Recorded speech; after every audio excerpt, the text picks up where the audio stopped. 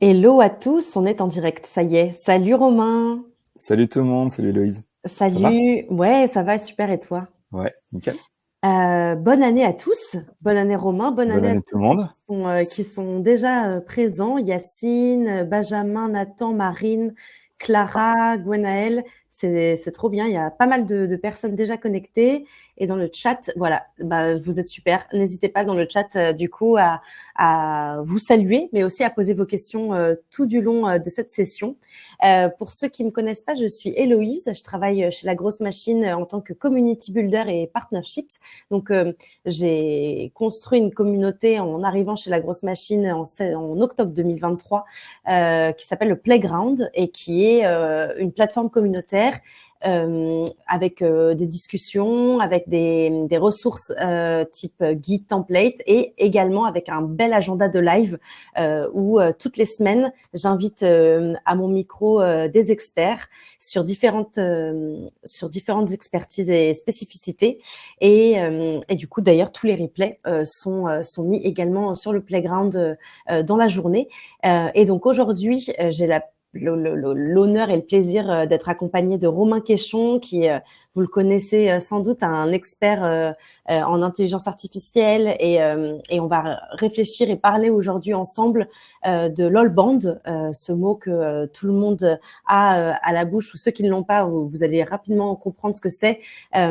C'est voilà, le fait de lier les stratégies inbound et outbound. Et donc toujours dans une démarche de prospection. L'idée, c'est d'automatiser tout son système all-band et Romain va nous expliquer comment le faire grâce à l'intelligence artificielle, grâce à Airtable et également grâce à La Grosse Machine. Donc voilà, n'hésitez vraiment surtout pas si vous avez des questions. Et puis, je laisse Romain se présenter. Eh ben, écoute, merci beaucoup Héloïse. Salut tout le monde. Déjà, bonne année à tout le monde. Je vous souhaite plein de belles choses. Oui. Du bonheur, la santé, c'est hyper important. Donc, effectivement, je vais partager mon écran pour me présenter rapidement et puis aussi le temps que tout le monde arrive. Alors, est-ce que vous voyez bien mon écran? C'est bon? Ça arrive et yes, c'est bon. Ok, super. Et alors, on voit juste, est-ce que tu peux, tu sais, on se voit nous, donc ça mange un petit peu l'écran. Ta Ouais, petite fenêtre, si tu peux. Super, voilà. Ça va être magnifique. bon comme ça. Parfait. Super. Donc effectivement, pour me présenter rapidement, donc Romain, j'ai 33 ans et donc j'ai un profil qui se situe entre sales, growth B2B. J'ai aussi des compétences en dev. Et puis depuis globalement arrivé d'OpenAI fin 2022, je me suis aussi plongé à fond dans l'utilisation de l'IA générative au service de la génération de leads en B2B. Donc je suis indépendant depuis un an et demi, donc j'ai à peu près plus de 300 clients. Et aujourd'hui, j'accompagne mes clients à monter des systèmes d'acquisition B2B, notamment sur la partie prospection, création de contenu, associée à l'IA et aux automatisations. Du coup, juste pour démarrer, ce qu'on se disait du coup avec Héloïse, qui pourrait être intéressant pour démarrer, c'était de vous poser ces questions. Qu'est-ce que vous attendez de cette masterclass? Est-ce que vous avez des choses que vous voulez qu'on aborde en particulier? Des points précis, des démonstrations, des choses qui vous intéressent pour que justement, que ce soit côté démonstration comme dans les questions-réponses, qu'on puisse justement les anticiper et y répondre. Donc, n'hésitez pas. Ouais. Alors, on a des personnes qui disent cibler les bonnes entreprises, donc vraiment enjeu targeting, Ouais. bien comprendre ce qu'est l'alband, ton process, ta secret sauce, je pense vraiment. Secret sauce, ok. Voilà, générer des leads, ok, comprendre le process, tips pour automatiser les process in and out. Automatisation, ouais, je pense que ça va être vraiment ce truc de comment automatiser pour que ce soit simple et efficace. Et il y a quelqu'un qui dit plus simple pour la secret sauce, fais-nous rêver Romain. Comment jouer sur les émotions pour obtenir des rendez-vous. Alors, Ok. c'est intéressant. Ouais. Je sais qu'on va parler d'intent. En tout cas, c'est un premier signal. Mais les émotions, on pourrait peut-être en parler plutôt dans le copywriting, je sais pas. Les coûts associés à cette mise en place all band. Bon, alors l'idée, Charles, c'est aussi d'avoir une masterclass qui permet de réduire les coûts par la réduction du nombre de tools. Comment mettre de la personnalisation dans l'automatisation. Parfait. Toujours cette dichotomie automatisation-personnalisation, montrer comment on va pouvoir merger les deux. Comment mettre à jour notre base de données automatiquement par l'IA. OK. Et après, voilà, généralement, ça revient sur générer des leads et comprendre les process automatisés. Ok, très bien. Eh ben, c'est top puisque je pense qu'on va à peu près aborder 90-95% des questions Yes. via justement la présentation et surtout les démos. Vous verrez, c'est vraiment des démos live que je vous ai préparées. Ouais, Donc c'est top, on va effectivement pouvoir voir tout ça ensemble pendant trop cette heure. bien. Génial.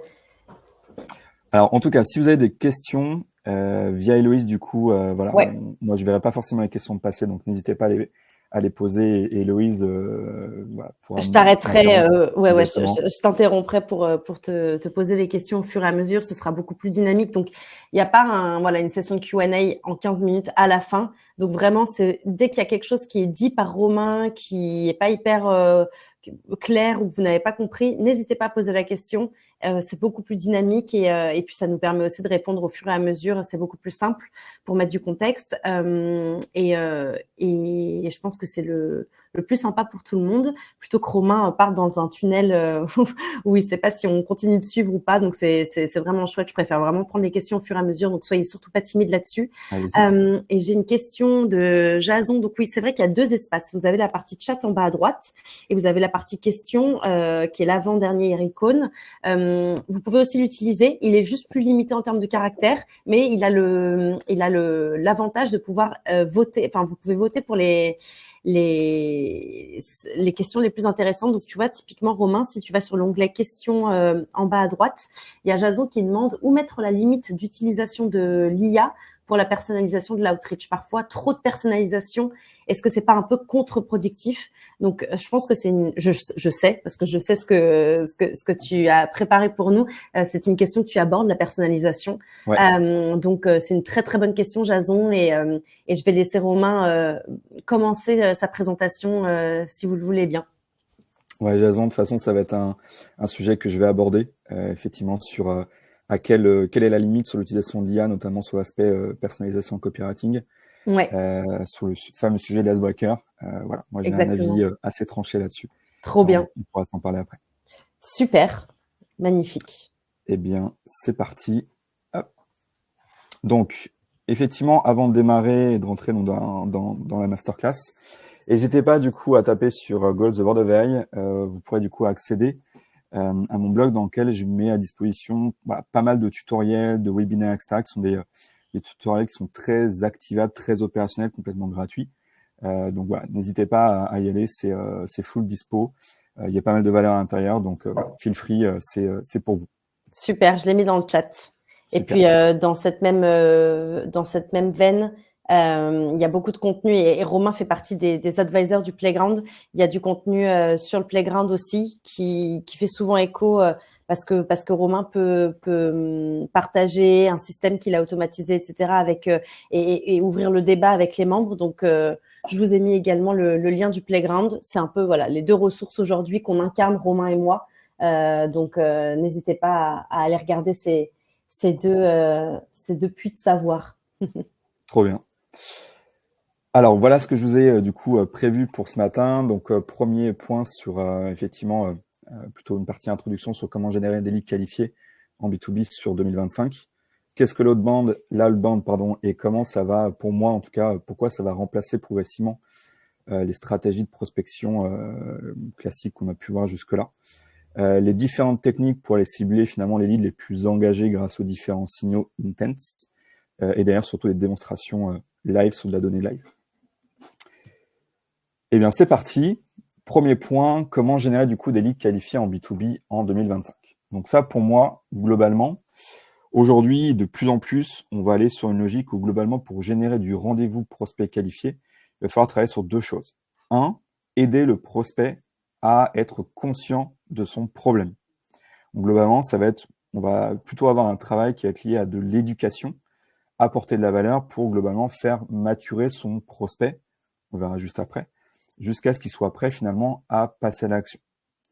Deuxième point, c'est la notion d'autorité. L'autorité, globalement, ça va être de faire en sorte que la personne va vous voir comme une personne experte de la niche experte pouvant régler son problème. Et donc, du coup, elle va avoir confiance en vous pour pouvoir aller plus loin et prendre un rendez-vous avec vous.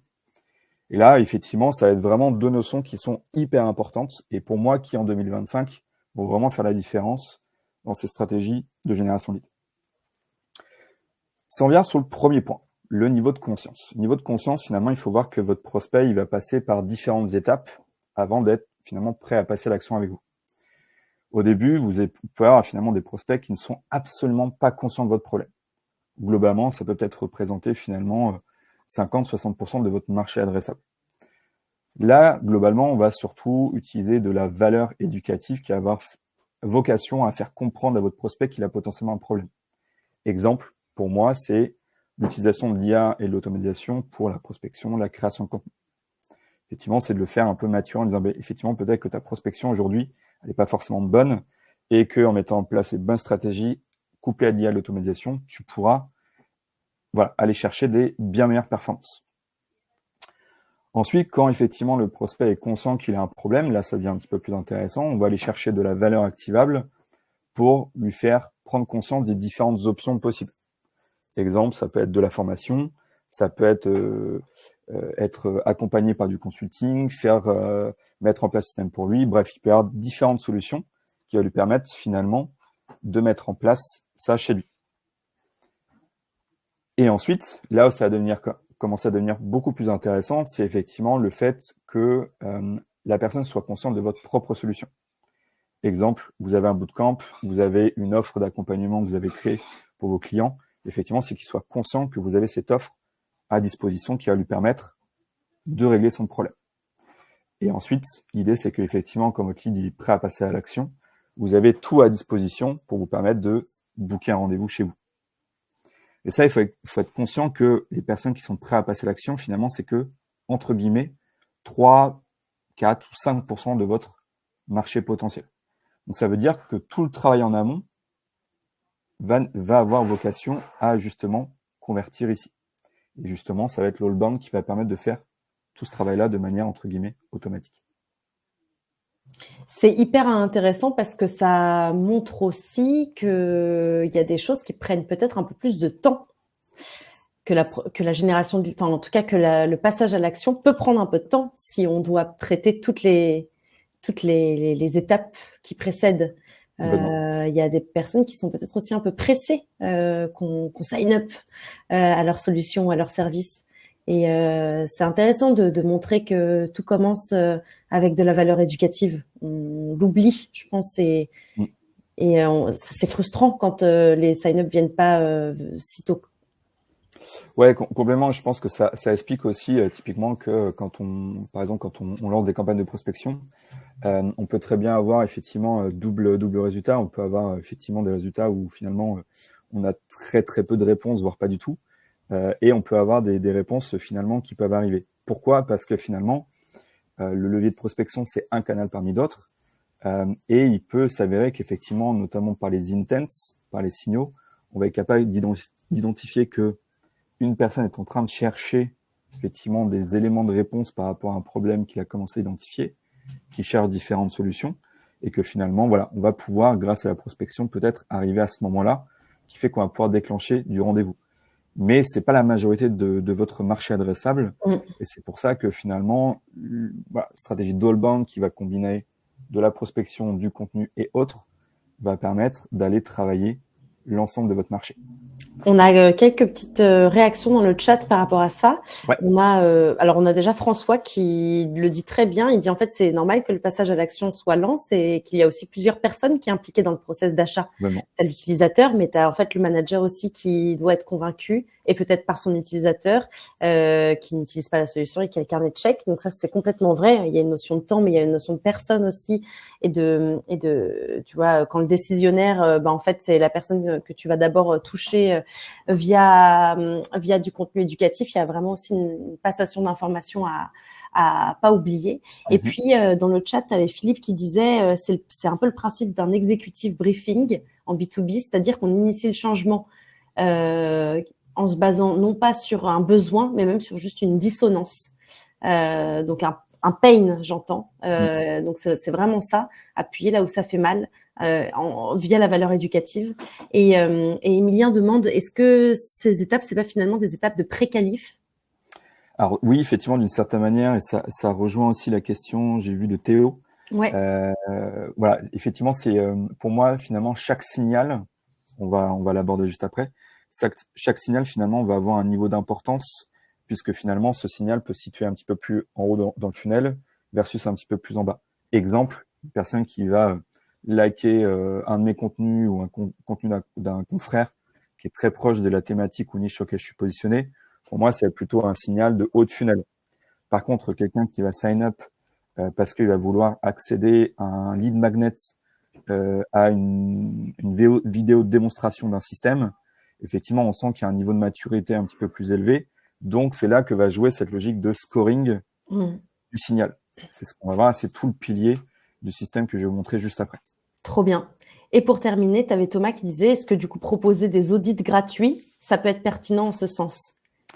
Oui, complètement.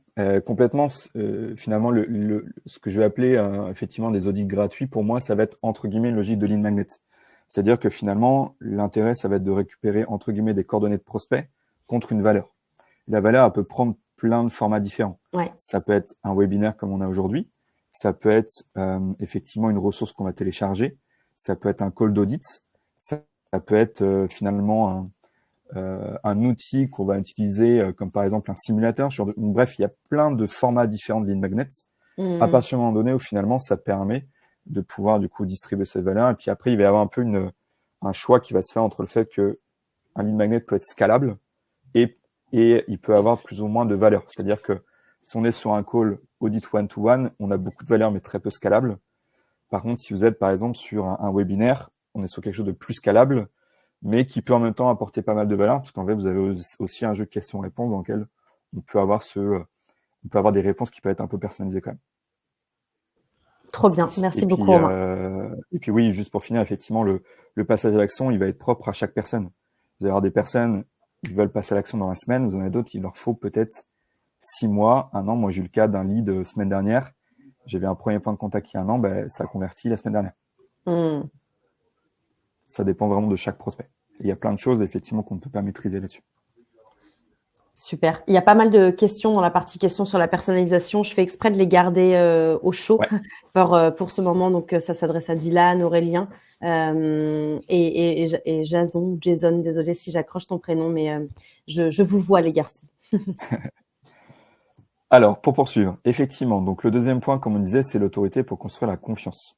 L'autorité, ça veut dire que, globalement, la conséquence de l'autorité, ça veut dire que quand un prospect est prêt à passer l'action, il pense à qui? Il pense à vous. Et donc, comment est-ce qu'on construit cette autorité? C'est justement parce que on montre qu'on a une certaine expertise, qu'on est quelqu'un de confiance, qu'on finalement on est la meilleure personne pour pouvoir aider votre prospect à régler son problème. Donc, on revient toujours au fond du sujet qui est le problème chez votre prospect. Et pour moi, l'allbound permet vraiment de traiter toute cette thématique-là. Alors, c'est quoi l'allbound? L'allbound, pour faire simple, c'est la combinaison pour moi de minimum 3 leviers. C'est la prospection, qu'elle soit LinkedIn, email, multicanal comme vous le souhaitez. La création de contenu, l'inbound. Donc là, effectivement, ça va être typiquement le fait de publier des posts sur LinkedIn régulièrement. On va le voir après sur différentes façons. Et la logique d'un funnel de vente. C'est-à-dire que globalement, quand on va aller prospecter, quand on va créer du contenu, l'idée c'est que tous ces gens-là avec qui on va être en interaction, on va les renvoyer dans un funnel qui va nous permettre de les éduquer un petit peu plus, de leur envoyer encore plus de valeur et faire en sorte d'ailleurs de booker du rendez-vous. Et c'est vraiment l'association de ces 3 choses qui va vous permettre de créer cette autorité et générer du lead. Et c'est pour ça que ça vient, finalement passer une step supplémentaire par rapport à la prospection qu'on pourrait du coup qualifier comme étant finalement un canal un peu unique. Là, c'est vraiment le cumul de ces minimum 3 canaux qui va permettre effectivement d'aller générer beaucoup plus de résultats. Exemple, sur une année glissante, sur les 365 derniers jours, généré 448 rendez-vous prospects en solo. Donc aujourd'hui, effectivement, j'ai oublié de le préciser, je suis solo à gérer mon business. Et donc, en étant seul, c'est 448 rendez-vous générés. Pourquoi? Parce que c'est en associant ces 3 leviers ensemble. D'autres questions? Ou je Ouais, continue? juste sur la notion d'autorité, Frédéric disait quid de la preuve Ouais. sociale dans l'autorité? Tu parlais de créer de la Oui, confiance. complètement. La preuve sociale, elle fait partie intégrante de l'autorité. Et c'est plutôt des choses, typiquement, que je vais, par exemple, avoir vocation à distribuer chez des prospects qui sont plutôt à ce niveau-là. Donc, typiquement, tout ce qui va être des cas d'usage client, social proof, des témoignages, ce genre de choses, c'est plutôt des éléments que je vais pouvoir communiquer à ce niveau-là. Parce que là, l'objectif, effectivement, ça va être de les faire passer à l'action en disant, OK, ben, effectivement, je vois qu'il y a un père qui est passé par chez Romain. Il avait exactement les mêmes problématiques. Je vois que ça a cartonné. Ah, vas-y, go, je me lance et on va voir ce que ça donne. Et Donc, effectivement. ça peut prendre quelle forme? Alors moi, typiquement, ça peut être soit des cas clients qui vont effectivement décortiquer la problématique qu'avait un client, quelle a été la méthodologie, quels ont été les résultats, et bah, globalement, on passe à l'action pour faire la même chose chez toi. Ça peut être aussi des témoignages vidéo. Typiquement, si vous allez sur mon profil LinkedIn, vous verrez, vous avez plein de témoignages vidéo, justement de clients qui avaient ces problématiques-là et comment est-ce qu'ils les ont traités, les résultats qu'ils ont eu. Trop bien, super. J'ai une question de Julien. Je ne sais pas si je te la pose maintenant, mais tu me dis si Ouais. elle fait doublon avec ce que tu vas bientôt présenter. Est-ce que tu inclus la partie blogging, SEO, whitebook dans la stratégie d'Allband en mode lead magnet? Alors effectivement, Enfin, blogging, SEO et puis ouais. whitebook, genre lead magnet dans ta stratégie d'Allband. Ouais, effectivement. Donc, tout ce qui est l'aspect whitebook, e-book, etc., pour moi, c'est effectivement, ça fait partie de ce qu'on va appeler comme le funnel de vente. Ici, globalement, ce qu'il faut considérer comme étant un lead qui va entrer dans le funnel de vente, c'est à partir d'un moment donné, on va récolter une data qui permet de pouvoir identifier le prospect. Exemple, à minima, un email. Ça peut être un email, ça peut être un profil LinkedIn, et globalement, qui va laisser ses coordonnées du type email pour accéder à la valeur. Donc, exemple, e-book, livre blanc, etc., ça rentre dans l'aspect funnel de vente. Alors, effectivement, j'aborde pas forcément la partie SEO, mais le SEO, moi, par exemple, j'ai des articles qui rankent assez bien en SEO. Et bien, effectivement, le SEO me permet de générer du trafic au quotidien et du coup, de générer derrière du lead un petit peu tous les jours. Donc, le SEO, finalement, ça peut tout à fait rentrer dans ce type de stratégie globale. Trop bien. On a répondu comme ça à la question également de François qui disait est-ce que le blog a encore de l'avenir? Ouais, complètement. Bon, après, effectivement, il y a toujours ce sujet sur le référencement SEO, sur les outils d'IA, qui va commencer effectivement à prendre un petit peu plus d'ampleur. Donc voilà, moi par exemple, j'ai chez un client, on commence à avoir des premiers leads qui proviennent de search ChatGPT. Donc ça, effectivement, ça commence à arriver. Mais ouais, je pense que l'environnement blog, surtout associé dans une stratégie lead magnet, a toujours sa place. Super. Pour ceux qui viennent d'arriver, qui demandent si on aura le replay et les slides de Romain, alors je m'avance peut-être un peu, mais j'ai dit oui. Romain, j'espère que tu es OK avec le fait Ouais. Voilà. Ce sera sur le Playground. J'ai mis le lien. Donc, vous avez dans le Playground une partie ressources. Et dans cette partie ressources, vous avez une section vidéo. Donc, le replay sera mis dans la journée à votre dispo sur le Playground. Pas mal de questions après, mais je fais exprès de les garder au chaud, celle de Leïla ou celle de Théo là-dessus, parce que je sais que c'est des choses qui vont être abordées. Ouais. La question de Leïla m'intéresse particulièrement, on pourra s'en parler également, vu que j'ai une petite expérience en community building. Donc voilà, je te laisse avancer, Romain. Ça marche. Et donc, effectivement, pour terminer sur l'aspect un petit peu introductif, une stack qui est aussi hyper importante et qui permet justement un peu de montrer tout ça. Une stat qui dit qu'effectivement, il faut à minima 7 points de contact différents pour qu'un prospect commence à avoir confiance et puisse être dans une disposition de convertir en rendez-vous.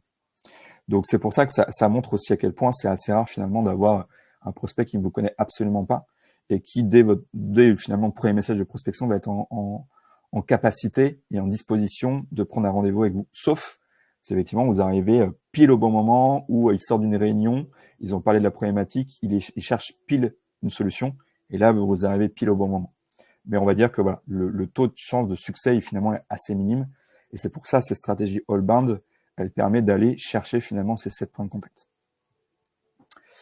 Et donc, c'est pour ça que pour moi, effectivement, on va dire la stratégie de prospection classique avec juste l'envoi d'une campagne d'emailing en un seul point de contact, finalement, c'est pas forcément la plus optimale, mais que voilà, en allant finalement développer ce type de stratégie outbound, ça vous permet voilà, de faire de la prospection, cold emailing, envoi de messages sur LinkedIn et autres en multicanal, du contenu publié sur LinkedIn, des vidéos YouTube, l'envoi d'email nurturing une fois que un prospect a laissé ses coordonnées pour accéder à une magnet, du bouche-oreille, du webinar, enfin bref, tout point de contact qui va permettre finalement de voir que voilà, vous êtes présent sur différents canaux, on entend parler de vous à plusieurs reprises sur différents points de contact, et tout ça, ça permet de créer la confiance avec votre prospect et faciliter la prise de rendez-vous.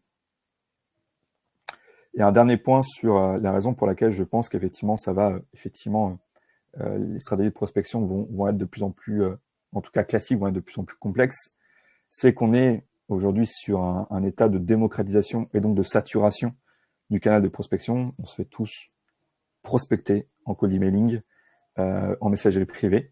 Dans 90-95% des cas, le copywriting n'est pas forcément très bon, ou le ciblage n'est pas forcément très bon. Et en plus, il y a un gros durcissement des règles anti-spam qui fait que ça rajoute une difficulté supplémentaire. Et donc pour moi, c'est la raison pour laquelle la stratégie d'outbound est vraiment quelque chose à prendre en considération pour 2025.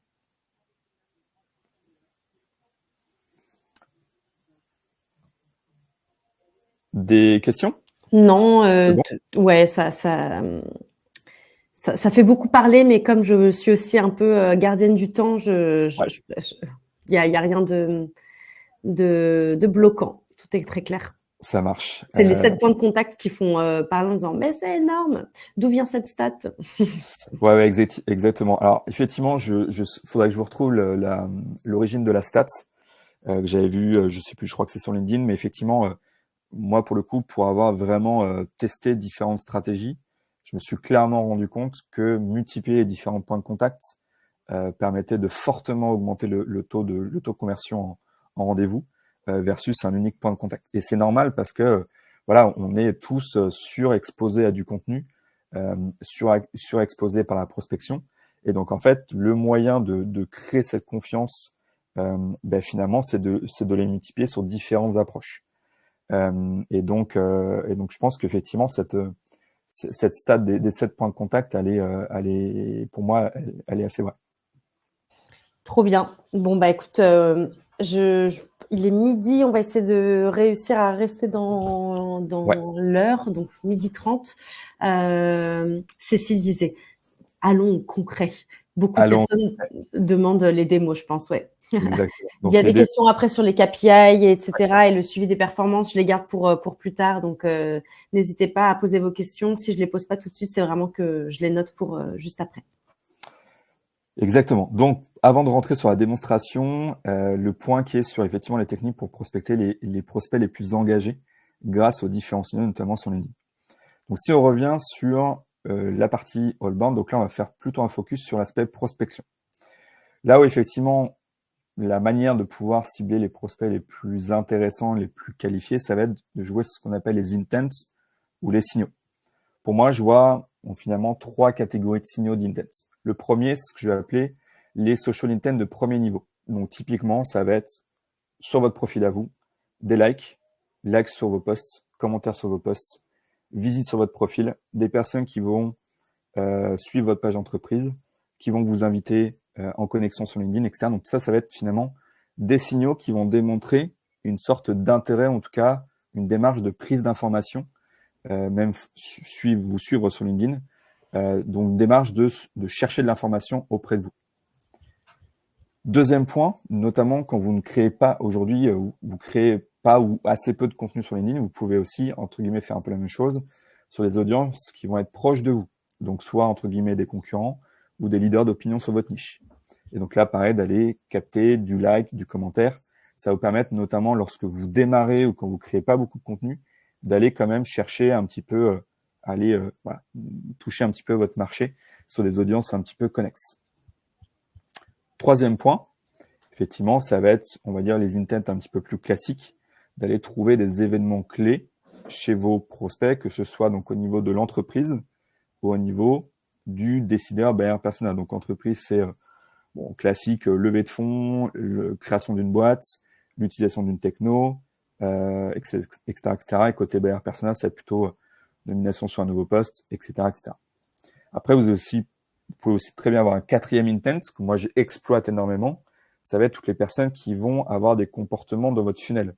Exemple, téléchargement de lead magnets, vont visiter certaines de vos pages, vont s'inscrire à un webinaire, vont s'inscrire à votre blog. Donc tout ça, c'est des intents un peu plus avancés dans votre funnel et qui sont aussi tout aussi intéressants à exploiter. Et je rajouterais tu penses que les recrutements sont pertinents en tant qu'intent posé Julien? Oui, tout ce qui est job Complètement. changes, Ouais. complètement, ouais. Complètement. Selon les objectifs, ouais. Exactement. Et donc du coup, effectivement, dernier point avant de rentrer dans la démonstration, c'est petit rappel sur l'aspect prospection. On a souvent tendance à penser que la prospection a vocation à vendre. C'est pas ça. La vocation de la prospection a vocation à déclencher une discussion avec un prospect qui semble dans votre cible. C'est l'objectif de la prospection, c'est de déclencher un échange, effectivement, avec un retour si possible positif. Et ensuite, c'est ce qu'on appelle le setting, qui a vocation à poser les bonnes questions, à creuser la problématique, à apporter de la confiance, des ressources supplémentaires pour derrière générer du lead qualifié en rendez-vous. Il y a vraiment deux aspects, prospection, setting. Ça, c'est hyper important. Du coup, démonstration 1, comment lancer des campagnes de prospection automatisées avec de l'IA qui vont s'intégrer dans une stratégie outbound. Mon système, que ce soit d'un point de vue stratégie comme exécution, finalement, ça a vocation à se répartir en 4 étapes. La première, ça va être identifier les différents signaux d'engagement. Je vais vous montrer juste après. Donc effectivement, regardez sur tout ce qui se passe sur LinkedIn, sur Sales Navigator. Demain, je peux aussi connecter des outils comme Faro, comme Boosca, si je veux choper des signaux très spécifiques. Je vais ensuite centraliser tous ces signaux-là dans une base de données Airtable qui va me permettre de centraliser tous les comportements, de pouvoir enrichir tous les prospects que j'ai récupérés et pouvoir les scorer pour prioriser ceux que je vais aller chasser en priorité. Je vais ensuite utiliser la grosse machine pour gérer toute la partie prospection multicanal de façon 100% sécurisée, 100% scalable. Et ensuite, tous les leads qui effectivement s'avèrent intéressants, qui ont envie d'aller plus loin, derrière, ils tombent dans mon CRM pour pouvoir traiter et suivre chacun de mes prospects comme des process sales standards.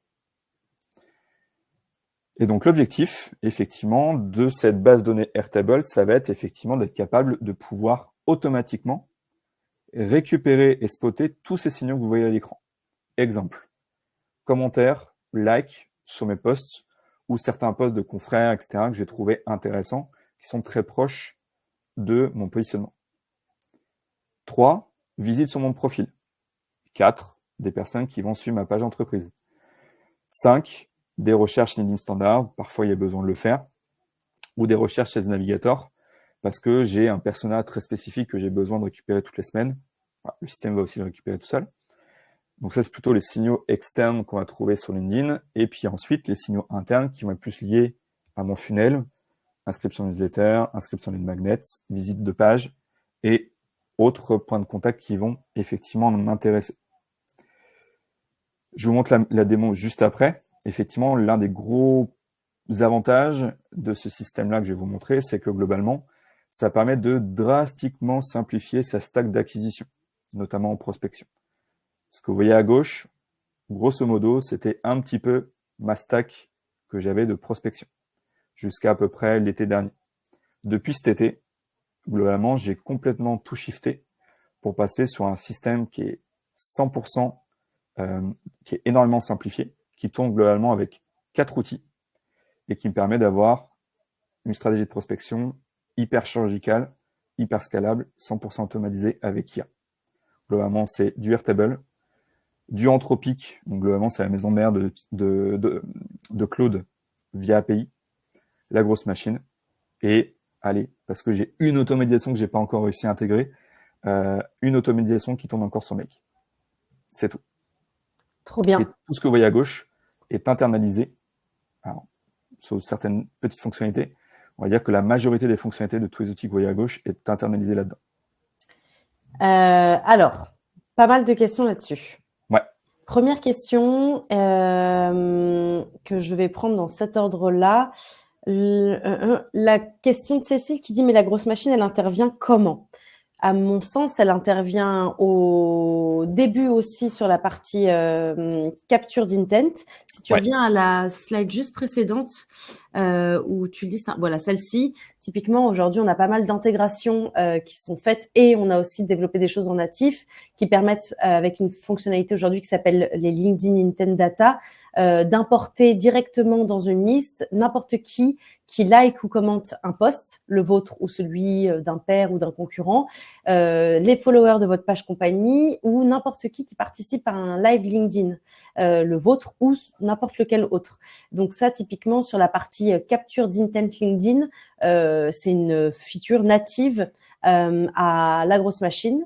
Et vous avez également des intégrations qu'on a faites avec typiquement Trigify, avec Bousca ou avec Faro, qui vont vous permettre d'aller chercher ces intents. On a aussi une intégration avec Leadfeeder. Je sais plus, quelqu'un disait, moi j'utilise Leadfeeder pour aller capturer les visites de sites. Donc c'est des choses qui sont totalement possibles également. Quelqu'un d'autre posait la question de toi, Romain, comment tu utilises, enfin, qu'est-ce que tu utilises pour aller justement capturer les visiteurs de sites? Je ne sais pas si c'est Leadfeeder ou Airbnb ou un autre, mais on a fait d'ailleurs un live avec Nicolas de Pronto là-dessus. Je vous ai mis le lien qui parle de ça. Donc, LGM peut intervenir en début de funnel, mais aussi au moment de l'envoi de la séquence de prospection multicanal, donc qui va aller envoyer des messages sur LinkedIn, par email, par voice ou même en call. Donc ça, c'était pour la question où intervient LGM. Est-ce que Romain, tu veux compléter un truc là-dessus? Et bien justement, ça me fait la très bonne transition pour vous montrer justement effectivement comment s'intègre LGM dans tout ça. Ok.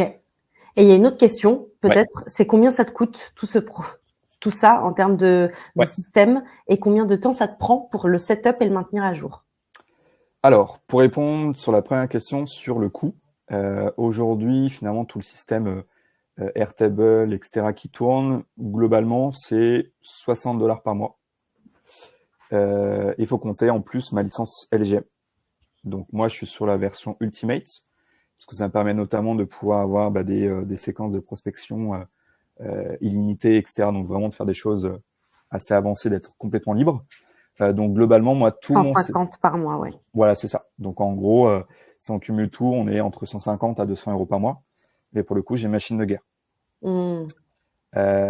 Et donc, ensuite, sur le coût, enfin, sur le temps passé, alors, moi, effectivement, vu que j'ai tout construit, j'ai mis, on va dire, plusieurs semaines à le construire. Donc, ça en plusieurs dizaines, centaines d'heures de travail. Mais là, par exemple, pour des clients qui sont en train, du coup, de shifter là-dessus, en à peine 3-4 heures, ils ont accès au système complet qui tourne chez eux. Donc, c'est entre guillemets un système qui est relativement simple derrière à récupérer et à intégrer. Oui, Sébastien disait, est-ce que du coup, tu as aussi un compte LinkedIn Sales Navigator? Alors, oui, effectivement, parce que ça me permet effectivement de faire des recherches Sales Nav et d'aller spotter notamment les visites de profil et également les followers. Ouais, c'est ça. C'est pour ça que je l'utilise. Mais déjà, en vrai, sans licence Sales Nav, on peut déjà les récupérer beaucoup d'intents. Ouais. Quelqu'un demandait, mais pourquoi tu utilisais Zapier et Make? Alors, en fait, bon, c'est pour faire simple, j'avais beaucoup de procès dans tous les sens. Ok. Notamment, j'utilisais beaucoup Make pour être capable en fait de me connecter tous les jours à Sales Navigator et venir récupérer tous les nouveaux résultats de leads qui arrivaient quotidiennement. Quand vous mettez en place une recherche dans Sales Nav, vous enregistrez votre liste. Sales Nav va vous sortir tous les jours, toutes les semaines, des nouveaux résultats de recherche. Et donc, j'avais mis en place une automatisation via Make qui me permettait de me connecter et de récupérer tous ces résultats de recherche automatiquement. Ça, maintenant, entre guillemets, il n'y a plus besoin. Ça se fait tout seul. Trop bien. J'envoie aussi le pricing de la grosse machine à Cécile qui Ouais. dit qu'est-ce qu'on a dans le plan à 150. Sarah qui demande est-ce que si je prends la formation de The World of AI, on a accès à ce système? Et mais je pense que oui, n'est-ce pas Romain? Ouais, ça, effectivement, je vous en parlerai sur la fin. Ouais. Ça marche. Et est-ce que tu utilises du coup un CRM type HubSpot, Pipedrive, etc. ou pas du coup? Alors, moi, effectivement, j'utilise un CRM, comme je montrais en fait sur la slide juste ici. Ça va me permettre, du coup, moi, notamment, j'utilise donc Breakhold, donc qu'est-ce qu'on appelle un social CRM. Et en fait, moi, ça me permet, du coup, de mettre dans mon social CRM Breakhold que les leads qui sont globalement ce que j'appelle en ready to buy. C'est-à-dire que ils ont montré dans les échanges en DM qui sont prêts finalement à passer à l'action, ou ils ont booké un rendez-vous prospect. Voilà, ils sont tous centralisés dans mon CRM. Ça me permet du coup d'avoir mon suivi très proche de chacun des leads, de bien les relancer au bon moment et d'être sûr que je vais avoir un bon taux de closing derrière. Ok, trop bien. Alors, quelqu'un me pose la question, est-ce que tu vas nous montrer comment créer cette automatisation justement pour Ouais, entre LinkedIn, Airtable, etc. exactement. Je vais vous expliquer tout ça. Donc, ce qu'on va faire, c'est que je vous fais donc du coup la démonstration du système Airtable. Donc, déjà, pour répondre à la première question qui était effectivement derrière, comment est-ce que tu vas pouvoir finalement utiliser la grosse machine dans ce système-là. Donc, moi, j'utilise déjà dans un premier temps qui va me permettre d'utiliser la grosse machine pour tout l'aspect scrapping. Donc, ça va permettre de récupérer, scraper les personnes qui suivent ma page d'entreprise, qui visitent mon profil, qui ont commenté des posts, que ce soit les miens ou des posts de confrères, qui ont liké des posts ou qui participent effectivement à des événements. Donc typiquement, alors Héloïse, tu m'en voudras pas, j'utilise un de tes posts, Pas de souci. j'utilise notamment celui-ci, qui va me permettre du coup de récupérer par exemple des personnes qui ont, tu vois, commenté ton post. Ouais. Donc typiquement, donc là j'ai copié, collé le post, je l'ai mis donc du coup ici. Bon là, on va dire entre guillemets, c'est on va dire un enrichissement entre guillemets one shot.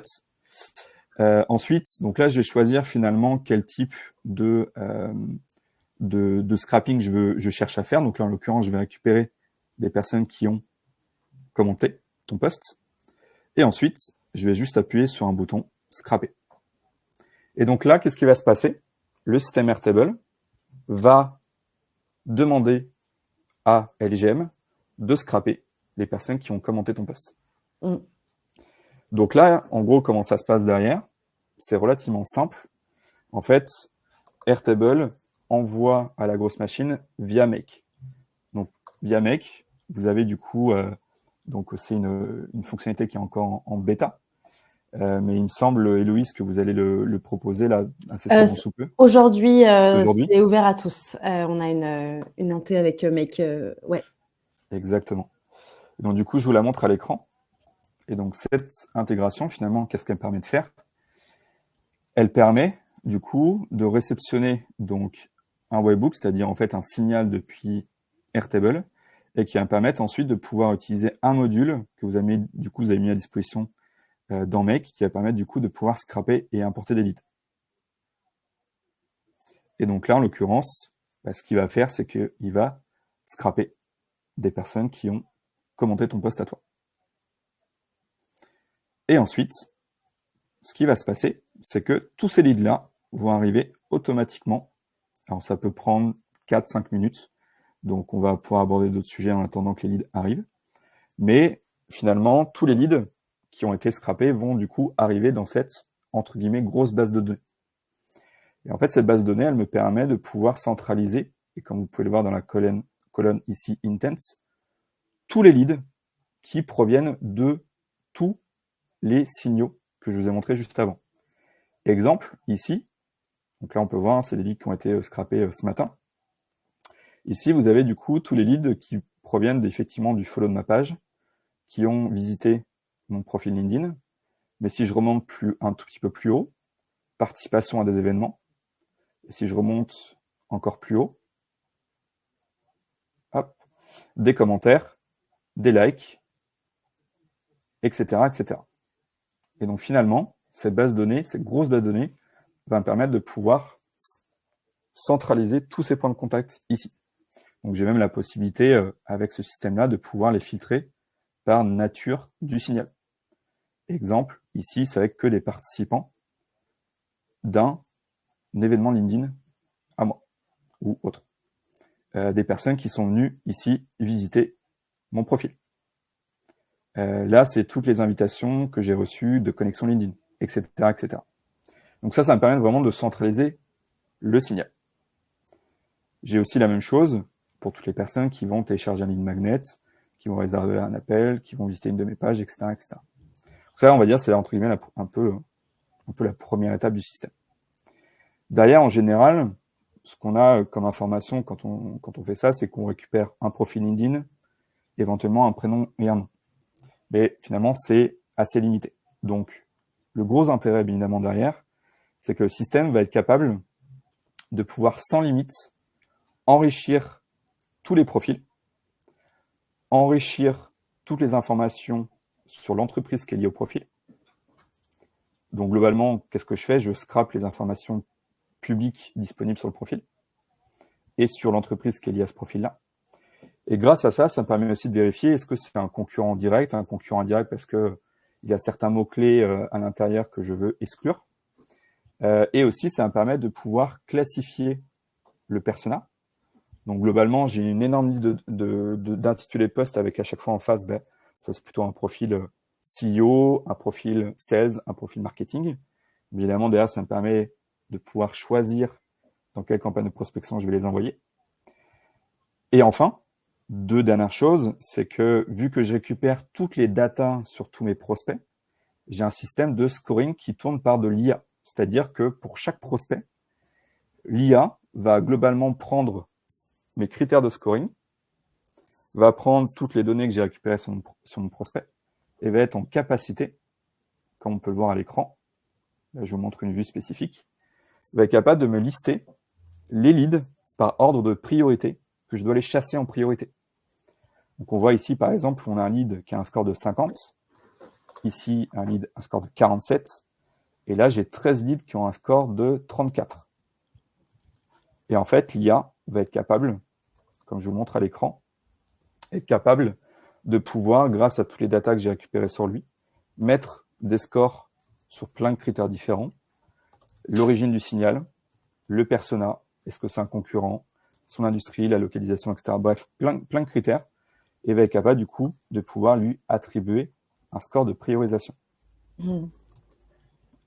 Et enfin, une fois que j'ai ça, j'ai pu appuyer sur un bouton ici, et c'est envoyé dans LGM.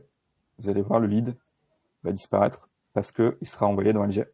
Et donc, derrière, c'est LGM qui prend le relais pour pouvoir ensuite gérer la prospection multicanal de façon 100% sécurisée, sans problème. Donc ça, voilà, c'est côté LGM. Donc ça, c'est la réponse à la deuxième question. Voilà, l'LGM, bien évidemment, sert surtout la partie outreach. T'as Clotilde qui demande c'est quoi ton template? Alors, Clotilde, est-ce que tu entends le template après pour la séquence ou ouais, faut que tu ou avant que Romain tu comprennes ce qu'elle te pose comme question quand elle dit il faudrait nous montrer ton template. J'ai une autre question aussi de personnes qui dit du coup c'est quoi ton copywriting quand tu viens du coup t'adresser aux personnes qui ont commenté un post par exemple. Ouais, alors effectivement. Oui, Clotilde dit c'était ton template Airtable que je voulais voir. Ok, alors effectivement le template Airtable, donc c'est une sacrée machine derrière pour pouvoir faire tout ça. Évidemment, ce que vous voyez, c'est entre guillemets le résultat final de tout ce qui tourne, mais globalement, là, vous avez en fait tout l'aspect automatisation qui tourne, donc il y a énormément de choses derrière. Et donc, évidemment, le but, c'est si jamais ça vous intéresse, c'est de pouvoir vous le mettre à disposition le plus facilement possible. Mais ensuite, du coup, pour répondre à l'autre question sur effectivement le copywriting qui est utilisé. Oui. Donc ça, c'est sur la slide d'après. Donc moi, par exemple, j'utilise finalement on va dire une approche qui est finalement campagne de prospection qui est assez simple. Alors déjà, j'utilise finalement assez peu l'email. Pourquoi? Parce qu'en général, on va dire que les points de contact, les touchpoints que j'ai ou les signaux que je récupère sont quand même beaucoup sur LinkedIn. Donc en général, je prospecte quand même beaucoup sur LinkedIn. Oui, c'est ça. Parce qu'on m'a posé la question du coup de savoir si c'était bien du multicanal LGM. Oui, oui, LGM fait bien du multicanal. On peut faire des relances par email. On Ouais, peut même imbriquer des étapes, des briques de call. Là, vous le voyez pas, mais sur LinkedIn, on a aussi la partie voice. Donc, c'est vraiment du multicanal. Là, c'est une slide de Romain qui prospecte sur LinkedIn, mais la force de LGM, c'est aussi de pouvoir intégrer d'autres canaux. complètement. Donc ouais, tout à fait. Donc moi, par rapport, voilà, mon contexte ou la stratégie de cette campagne, moi je fais pas forcément de multicanal et aujourd'hui, moi j'ai des performances de prospection. Voilà, je vous ai fait quelques screens. Donc là, je suis à, par exemple, sur certaines campagnes, malgré du volume, sur 51% de réponses, 56% de marque d'intérêt. Et sur une campagne un petit peu plus petite, je monte même jusqu'à 72% de marque d'intérêt. Alors, c'est pas dire que c'est du rendez-vous, évidemment, mais ça veut dire qu'effectivement, il y a un intérêt sur la recherche d'informations, recherche de solutions par rapport à la problématique, et que du coup, effectivement, le ciblage est bon. Et après, c'est moi, en termes de setting, de faire le travail pour booker le rendez-vous derrière. Et globalement, comme je vous disais, c'est en moyenne entre 10-15 rendez-vous que je génère par semaine grâce à ça. Et donc, pour répondre enfin à la question sur le copywriting, en général, je vais plutôt avoir vocation à demander si effectivement le prospect cherche des informations par rapport à une problématique précise. Et si oui, ben voilà, j'ai des ressources à disposition pour pouvoir l'aider et avancer sur cette problématique. Je suis vraiment dans l'état d'esprit de comment je peux t'aider. Je cherche pas à vendre. Je suis vraiment dans la problématique et dans l'état d'esprit de comment je peux sincèrement t'aider à avancer là-dessus. Et effectivement, si tu as besoin d'aller plus loin, que tu veux prendre une formation, un système Airtable ou un bootcamp, bah, effectivement, je serai là pour pouvoir t'aider. Mais mon objectif premier, c'est de t'aider déjà gratuitement à avancer et à maturer sur cette problématique. Alors, plusieurs questions. Philippe qui demande comment on peut faire des relances par email si on n'a pas leur email, on n'a que leur LinkedIn. Donc, c'est l'enrichissement Ouais, qui va le permettre. La grosse machine enrichit en illimité gratuitement, c'est inclus dans les plans, de pouvoir donc, à partir d'un profil LinkedIn, nom, prénom LinkedIn, avoir l'email. Donc, derrière, une fois que tu as ça, bah, tu peux, enfin, c'est même ça se fait en parallèle, c'est-à-dire tu crées d'abord ta séquence, donc tu rajoutes des blocs, hein, vraiment tu construis. Je ne sais pas si tu peux remontrer peut-être la slide où on voyait une séquence LGM, même si c'était que du LinkedIn, mais il faut imaginer qu'à la place d'une brique LinkedIn, Romain aurait pu, voilà, ici, mettre une brique email en troisième position, par exemple. C'est comme ça que tu vas relancer Philippe. Jules qui demande est-ce qu'on peut avoir ton template Airtable, etc.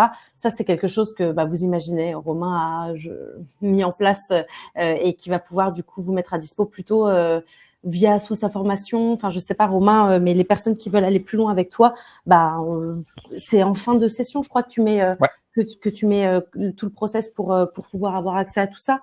ouais, effectivement. Mais voilà, donc ça c'est quelque chose que vous pourrez voir avec Romain en direct.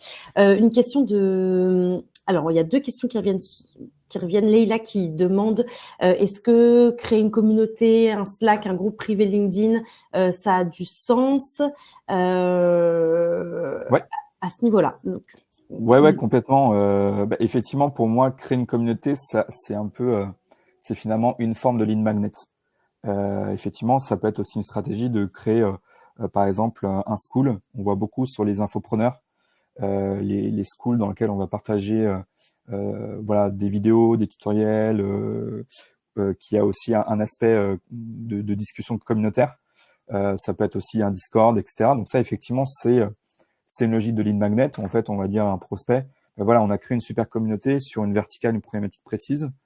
Rejoins-nous, tu vas voir, il y a super ambiance, il y a beaucoup de valeur. Et puis, bah, dans certains, tu vas avoir effectivement certains qui voudront aller plus loin. Et vu qu'ils sont déjà dans ton écosystème, ça revient au fameux 3-5% des gens qui seraient prêts à passer à l'action. Et voilà, ils seront dans ton écosystème pour passer à l'action avec toi, prendre un rendez-vous et prendre un produit ou un service chez toi. exactement. On pourra s'en reparler. C'est moins le focus sur cette session. C'est pour ça que, vu l'heure, je peux pas prendre toutes les questions, celles qui sont trop déconnectées. Mais Leïla, avec grand plaisir pour parler communauté également et même te partager un peu ce que nous, on imagine chez La Grosse Machine. J'ai été embauchée justement pour créer une communauté et voir ce que ça peut aussi apporter aux personnes de cet écosystème. Donc, on peut s'en parler. Sébastien qui posait la question SMS, Sabrina, Instagram, Facebook. Alors, si c'est par rapport aux canaux LGM, aujourd'hui, c'est pas des choses qui sont intégrées.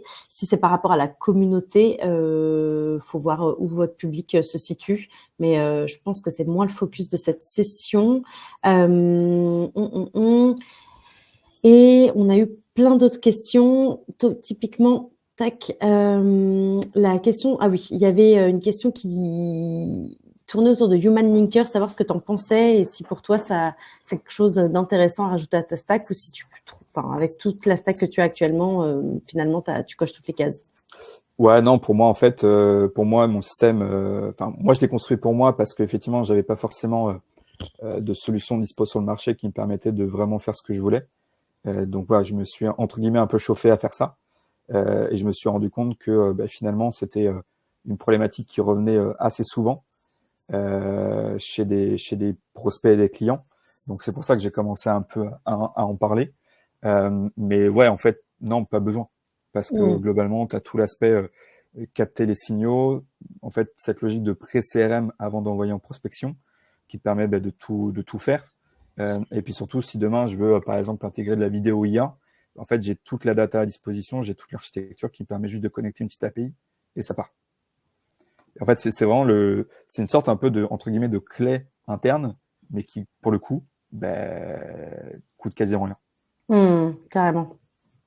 Il y avait une question sur les copywriting et la personnalisation. Alors, je ne sais pas si tu en parles un peu plus après sur les icebreakers, etc. Alors, effectivement, la logique des icebreakers, dans le système Airtable, on a aussi la possibilité de pouvoir du coup générer directement de l'icebreaker directement. Donc, typiquement, ça va permettre finalement de se baser sur toutes les informations qu'on a à disposition sur le prospect, le prénom, sa description, qu'est-ce que fait son entreprise, etc. Donc, ça permet effectivement, on a toutes les datas à disposition pour pouvoir le faire. Maintenant, gros warning sur les icebreakers IA. Moi, je vois quand même souvent passer des logiques de dire c'est super bien de faire des icebreakers d'IA, regarde, c'est trop cool, techniquement, j'arrive à le faire, etc. Oui, mais posez-vous toujours la question, est-ce que ça apporte réellement quelque chose dans votre prospection? Si c'est pour dire que vous avez fait la prospection icebreaker IA juste pour le kiff, ok, c'est cool, mais derrière, est-ce que ça va pas finalement avoir un défaut sur le fait que ça va peut-être pas forcément être très naturel ou l'approche va être un petit peu hasardeuse, un peu bizarre? Dites-vous toujours que dans votre message de prospection, ça doit apporter de la valeur. Il faut mieux avoir un message un peu templétisé qui va apporter de la valeur que de chercher à vouloir absolument faire un icebreaker qui va être un peu bancal. Moi, je préfère utiliser l'IA pour tout le traitement de la data en amont, qui est une tâche qui est très précise, très nomenclaturée, qui évite effectivement d'avoir des trucs qui partent dans tous les sens. Il y a des questions qui tournent autour des doublons lors du scrapping. Comment tu gères si un même lead arrive 2 fois? Comment tu gères un peu tes doublons là-dessus? Alors pour ça, 2 options. Soit effectivement la possibilité, en fait dans le système Airtable, il y a un système natif qui vient toutes les 15 minutes enlever tous les doublons. Deuxième option, c'est que finalement, vu que LGM gère aussi des doublonnages, en fait, globalement, si vous avez déjà un prospect qui est déjà dans une campagne, que vous le repoussez une deuxième fois, il sera pas repoussé. Ouais, exactement. Tac. Est-ce que il est 12h30, mais je sais qu'il y a d'autres choses à montrer. Marie qui demande comment on personnalise concrètement. Alors, sur le copywriting? Je pense, oui. Ouais. Alors, typiquement, pour montrer comment est-ce qu'on peut du coup personnaliser Icebreaker. Typiquement, moi, j'ai un prompt qui va avoir vocation à personnaliser ici, je vais vous montrer juste après, qui va utiliser du coup différentes variables pour pouvoir générer du contenu. Donc, par exemple, je vais avoir une première approche qui a vocation, par exemple, à confirmer que c'est bien la proposition de valeur du prospect en face. Si oui, est-ce que pertinent d'intégrer l'IA et l'automatisation dans ta stack 2025? Si oui, je peux t'aider avec des contenus à disposition. Ça, c'est un exemple de personnalisation qui, sur la base d'un modèle, va prendre toutes les datas disponibles sur le lead et pour pouvoir le personnaliser sur chacun des prospects. Donc, Trop bien. là, ce que reçoit Emeric ne sera pas la même chose qu'un Antoine qui est sur une autre niche. Ça répond aussi à la question de Dylan qui disait tout le monde utilise aujourd'hui l'IA pour pseudo personnaliser, mais comment on fait pour justement rester crédible? Et je pense que cette technique répond pas mal à cette question. Donc ça, c'est top. Le temps que je prenne des questions aussi à l'écrit, est-ce que tu souhaites avancer, Romain? De toute façon, je vais plutôt vous montrer effectivement pour ceux qui veulent, parce qu'il y a aussi une autre brique, on n'aura pas eu le temps de voir aujourd'hui, qui permet aussi, entre guillemets, de faire un petit peu la même chose sur la création de contenu. Donc, qui vient finalement travailler le deuxième pilier de l'all-band, qui est la création de contenu, qui globalement, en quelques mots, quelques lignes, permet de générer, entre guillemets, automatiquement des posts pré-rédigés par IA, notamment en travaillant les phrases d'accroche, les contenus et les call to action. Et ce qui permet donc de réduire drastiquement les tâches manuelles et la charge mentale à créer du contenu. Donc ça, c'est une autre grosse fonctionnalité disponible dans le système Airtable. Mais ça, on n'aura pas forcément le temps. Je ferai peut-être un autre webinaire pour expliquer davantage. Ouais. Mais globalement, voilà, il y a eu pas mal ces questions qui est revenue pendant le webinaire sur comment récupérer ce système-là. Donc, hop, je vais aller sur la slide directement.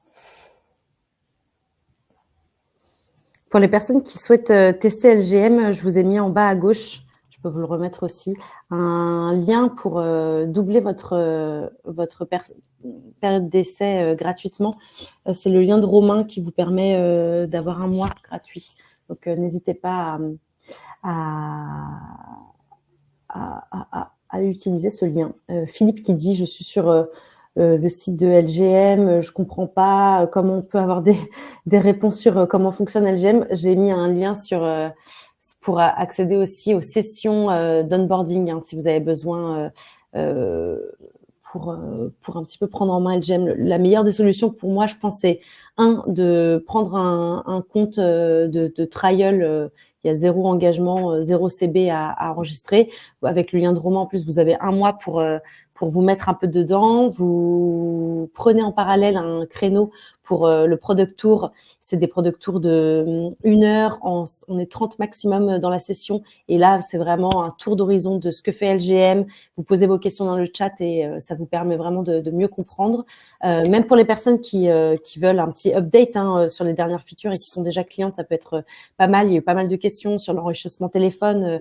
Donc, Alexandre Auriol, j'ai vu ta question sur les providers de ceux qui enrichissent, comment marche l'enrichissement, etc. Vous avez aussi tout simplement des choses sur le site de LGM dans la partie product fonctionnalité. Donc, n'hésitez pas à aller checker tout ça. Mais si vous avez des questions, ne restez pas dans le flou. Vous pouvez soit poser vos questions directement au support, soit vous inscrire au product tour. Et également vous faire un compte et mettre un peu les mains dedans. Vous avez tout un process aussi d'onboarding une fois que vous avez créé votre compte qui vous prend vraiment par la main. La communauté que je gère, le Playground, elle est plutôt dédiée pour des discussions sur les stratégies, les tactiques, moins sur du support technique, la grosse machine. Donc voilà, c'est comme ça, je pense que vous allez mieux comprendre comment fonctionne LGM. Top. Et puis effectivement, pour ceux qui seraient intéressés pour récupérer ce système Airtable, en fait, vous avez 3 options possibles. Soit niveau 1, effectivement, pour ceux qui sont à l'aise un peu techniquement, il n'y a rien de très compliqué, mais effectivement qui veulent mettre en place ce système par eux-mêmes. Donc il y a un premier niveau qui globalement permet de récupérer un modèle et pour pouvoir, avec des vidéos tutoriels, vous aider à mettre en place chacune des briques. Donc ça, c'est niveau 1. Niveau 2, il y a le système Done for You, c'est-à-dire que je mets en place le système complet pour vous, en l'adaptant par rapport à votre niche, votre proposition de valeur, etc.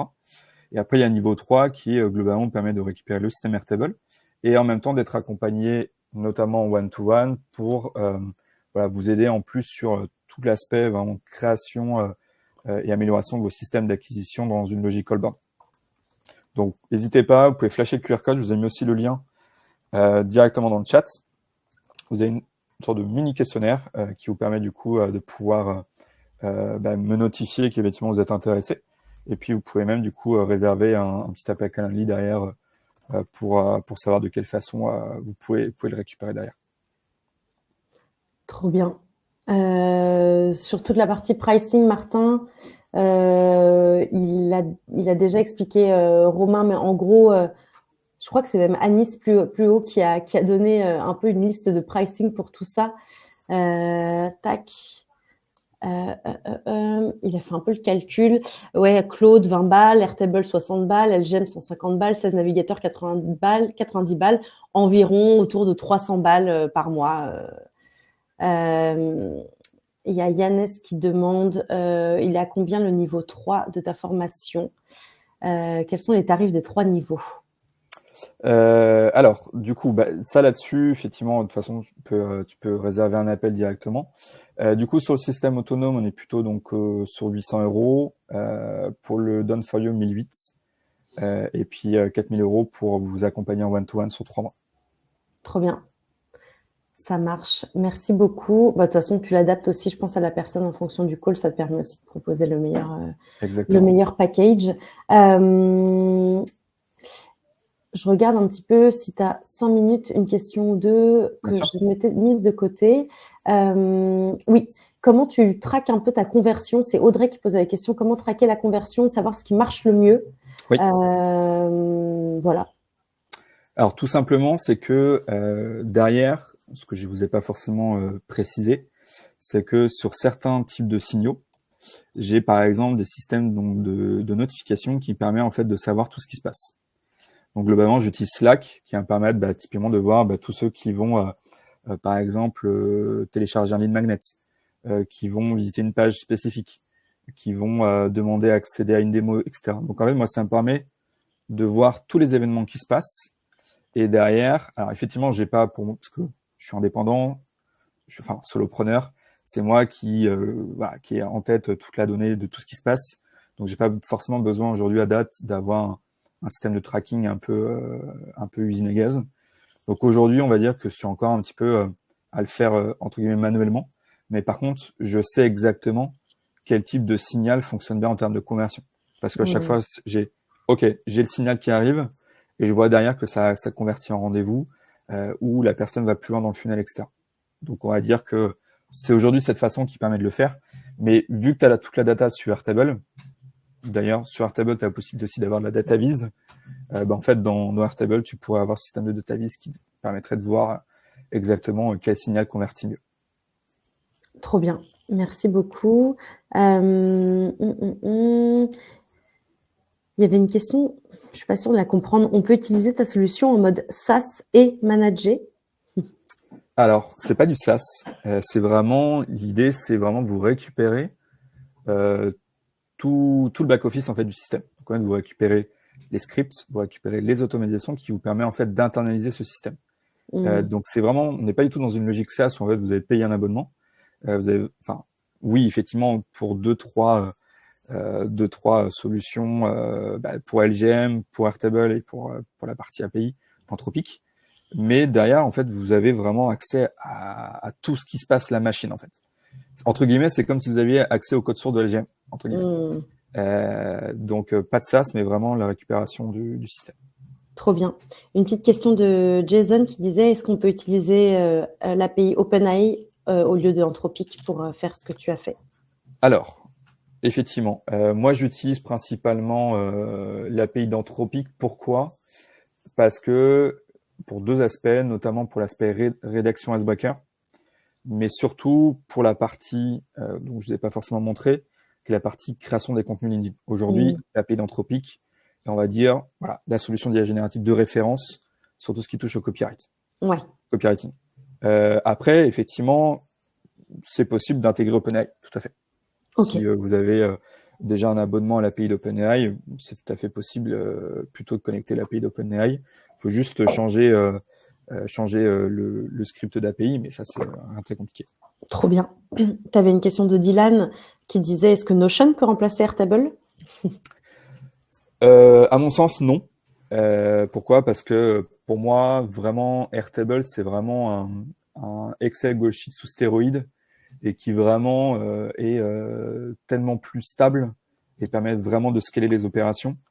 Airtable, pour moi, Notion reste pour moi quand même plutôt un outil de centralisation de documentation interne. Et toute la logique d'automédiation est bien en deçà de ce que fait Airtable aujourd'hui. Et du coup, je vois la question de Brice sur Goalsheet. Avant, moi, tout tournait sur Goalsheet. J'ai tout migré sur Airtable parce que, en fait, j'avais tellement de scripts qui tournaient dans tous les sens qu'en fait, ça faisait bugger dès que j'étais à 3000, 4000, 5000 leads. Ça buguait dans tous les sens. Dès que j'ouvrais mon Goalsheet, ça rechargeait tous les scripts. Donc, je faisais exploser ma facture d'API OpenAI ou Anthropic. Et ces gros avantages, en fait, dans Airtable, c'est qu'on maîtrise tout ce qui se passe. Et en fait, c'est hyper stable. On peut vraiment scaler là-dessus. Tu as Leila qui dit, est-ce que tu peux ouvrir son calendrier pour février? En effet. Ouais, effectivement, je vois que j'ai beaucoup de calendriers qui ont été bookés. Donc, je vais rouvrir tout de suite. Des slots sur février, ouais. Ouais. Je regarde rapidement s'il y a d'autres petites questions qu'on peut prendre rapidement et pas de façon trop longue. Tu viens de nous montrer comment automatiser, mais une fois cela fait, combien de temps estimes-tu la durée de travail pour maintenir la prospection active? En fait, le gros avantage de ce système-là, c'est qu'en fait, quand il est en place, moi, j'ai à me concentrer sur uniquement deux choses. Un, trouver éventuellement certains posts que je trouverais intéressants à réactiver, que ce soit mes posts à moi ou des posts de confrères ou autres leaders d'opinion. Moi, en plus, l'avantage, c'est que j'utilise Breakhold, qui a une fonctionnalité qui permet de spotter plus facilement des posts LinkedIn intéressants. Et deuxième chose, donc bon, ça va, il y a pire. Et deuxième chose, c'est de traiter les réponses que j'ai en DM. Et en fait, tout ce qui se passe entre les deux, en fait, comme vous l'avez vu, c'est complètement automatisé. Donc, la récupération des signaux, le fait d'enrichir chacun des leads qui est récupéré en fonction du signal, de pouvoir supprimer les concurrents directs, indirects, et pouvoir du coup derrière les scorer pour les prospecter en priorité. Et ensuite, c'est LGM qui prospecte pour moi tout seul. Trop bien. Donc je me focus en fait sur le setting globalement. Andy qui disait, Romain, est-ce que tu connais GHL? Tu as beaucoup d'outils qui pourraient être largement centralisés dedans. GHL, ok, non, je connaissais pas du tout. Ah, Go High Level, ok, oui, tout à fait. Alors, j'en ai effectivement entendu parler par plusieurs leads, notamment situés au Canada. Effectivement, en France, on est l'équivalent, entre guillemets, qui va s'y rapprocher, System.io. Effectivement, je connais de nom, mais j'ai pas exploré pour moi Go High Level. Donc, je regarderai, effectivement. Merci pour l'info. Les leads convertis, est-ce qu'ils peuvent être migrés vers un CRM, Focus Pronto? Tous les leads peuvent être convertis, peuvent être migrés sur un CRM, en tout cas depuis LGM. Donc là, il n'y a pas de problématique. Oui, pas de problématique particulière. Moi, effectivement, ce que je fais, moi, j'utilise du coup, si je fais la mini démo sur ton profil, Héloïse. Ouais. Tac, je vais l'afficher à l'écran. Emilia qui dit une estimation de la durée, désolé, j'insiste. La durée pour C'était la durée pour maintenir ta prospection active en termes de jours, de mois. En fait, moi, je prends 30 minutes par semaine pour aller éventuellement chercher des nouveaux posts, regarder ce qui s'est passé, être sûr que... c'est ça. Voilà, et puis en fait, après, je prends 30 minutes par jour pour gérer le setting, c'est-à-dire les réponses des prospects en messagerie. Donc voilà, pour donner un peu une estimation. Mais voilà, c'est 30 minutes que je passe pour finalement pour pouvoir répondre à mes prospects. Ok. Et donc du coup, pour répondre à la question sur effectivement le fait de le connecter à un CRM, donc moi j'utilise, comme je disais, Breakhold. Et en fait, Breakhold a une petite extension qui me permet de pouvoir synchroniser.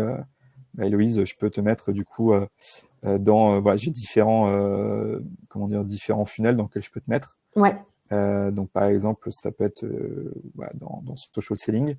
Et puis après, je sais à quelle étape de maturité tu es rendu pour pouvoir savoir à quel moment et quand te relancer. Trop bien. Voilà. Question de Jason. Pour envoyer via LGM un premier message de prospection généré par l'IA, donc personnalisé, Ouais. Est-ce que du coup ton message entier est une variable? Ouais. Comment tu fais en fait pour envoyer automatiquement un message très personnalisé depuis LGM? Ouais, exactement. En fait, pour reprendre ce que je vous montrais juste avant, donc typiquement quand j'ai, donc là, par exemple, je génère un icebreaker, le contenu du message en fait va être utilisé dans son intégralité. Alors, il peut être utilisé dans son intégralité ou juste sur juste le message d'accroche que vous pouvez positionner en début de message. Et en fait, il est utilisé en custom attribute dans LGM. Ce qui fait que quand vous créez votre campagne, vous mettez hello, variable prénom du lead, virgule, et là, vous mettez custom attribute. Par exemple, j'utilise en custom attribute 1, et comme ça me permet du coup de pouvoir dire, voilà, hop, je récupère la variable qui est donc l'icebreaker généré par IA depuis mon système Airtable, et comme ça, je l'utilise directement. Trop bien, hyper clair. C'est vrai que on n'a pas eu le temps d'aller dans la profondeur de chaque étape et beaucoup de personnes demandaient tu peux me montrer en détail ta séquence LGM avec tes copywriting. On a vu le workflow global, mais on n'a pas vu le contenu de chaque brique. Vous avez vu en 1 heure, il y avait beaucoup de questions. Pour tout vous dire, il y avait toute la partie en effet création de contenu généré par l'IA sur la partie plus inbound qu'on n'a pas pu aborder. Donc, on va voir avec Romain si on fait un deuxième live là-dessus ou pas. Mais hyper intéressant de voir qu'il y avait du coup beaucoup de questions et d'intérêts. Si vous vous sentez frustré parce que des questions n'ont pas été répondues ou quoi, n'hésitez pas à les poser à Romain, bien évidemment, dispo sur LinkedIn ou sur le Playground qui a aussi sa messagerie DM. Je vais mettre là dans la journée le replay et avec la presse de Romain. N'hésitez pas aussi à aller poser vos questions directement sur Playground. Il y a aussi des questions, je vois, qui ont pu être répondues par d'autres membres du live. Donc, c'est que vous avez aussi entre vous, je pense, des éléments de réponse. N'hésitez vraiment, vraiment pas. On a Brice qui dit, est-ce que tu sais donner à peu près la volumétrie de personnes que tu contactes avec ce système chaque mois? Je dirais plutôt par semaine. Je pense que par semaine, je dois être à peu près à peut-être 200, 250 personnes contactées par semaine, sachant que je priorise toujours les signaux les plus en aval du funnel. Donc, effectivement, des personnes qui vont télécharger le magnet, qui vont visiter des pages, qui vont sign up pour une démo, parce que évidemment, c'est là où se situe le niveau d'intérêt le plus avancé. Et puis après, globalement, si j'ai un peu de bande passante, entre guillemets, je vais aller faire tourner des campagnes de visite de profil, follow de page, et puis ensuite du like, du commentaire, parce que ça permet d'aller chercher des leads qui ne me connaissent pas forcément, qui vont me permettre de voir dans leur réseau, qui verront mes prochains posts, etc. Trop bien. Merci beaucoup. Super contente de lire aussi tous les retours positifs de ce live. Donc, merci, très cool. Merci à vous deux. Avec grand plaisir. Et merci à tout le monde pour toutes les questions. C'était hyper cool. Voilà. Et puis, n'hésitez pas, effectivement, même si vous avez des questions, n'hésitez pas à me contacter sur LinkedIn. Je réponds à tout le monde. Ouais, carrément. Il y a des petites questions encore qui tombent, mais honnêtement, on s'en parle en asynchrone sur tac, ça passe. Ouais. Voilà, il y a des questions sur les limitations de LinkedIn, etc. Une dernière fois, pour les personnes qui n'ont pas vu, l'enregistrement sera mis sur le Playground dans cet endroit-là. Samuel qui posait la question. Donc, n'hésitez pas à aller vous créer un compte sur le Playground. C'est totalement gratuit, que vous soyez user LGM ou pas. Il y a plein de contenus, plein de discussions. C'est super. Et c'est là où les replays sont mis en ligne dans la journée. Un grand merci, Romain. Merci à vous tous dans le chat. Avec grand plaisir. Pour vos questions. Et puis, c'était un plaisir. Ça a été, Romain, pas trop sport? Non, mais très bien. C'est vraiment le but, hein, c'est qu'il y a un maximum d'échanges, etc. Donc, Mais effectivement, il y a une petite partie qu'on n'aura pas eu le temps d'aborder, mais voilà, on se refera un autre webinaire ou autre. Ouais, je pense qu'on a été avec un grand peu plaisir. ambitieux pour ce premier live de 2025, mais c'est trop cool. C'est aussi dire que chaque étape amène beaucoup de questions. Donc pour la prochaine fois, on saura peut-être qu'il faut prévoir plus de temps pour chaque partie. En tout cas, un grand merci pour vous, pour vos questions. Et puis Romain, écoute, c'était un plaisir d'ouvrir 2025 avec Pareillement. toi. Un Cool. grand merci pour toute cette richesse. Et puis, on va discuter pour voir si on fait pas une session numéro 2 Ouais, carrément. pour la suite. Trop Ça bien. marche. Un grand Merci tout le merci à monde. tous. Bon appétit. Salut. Salut. Ciao. Bye. Ciao.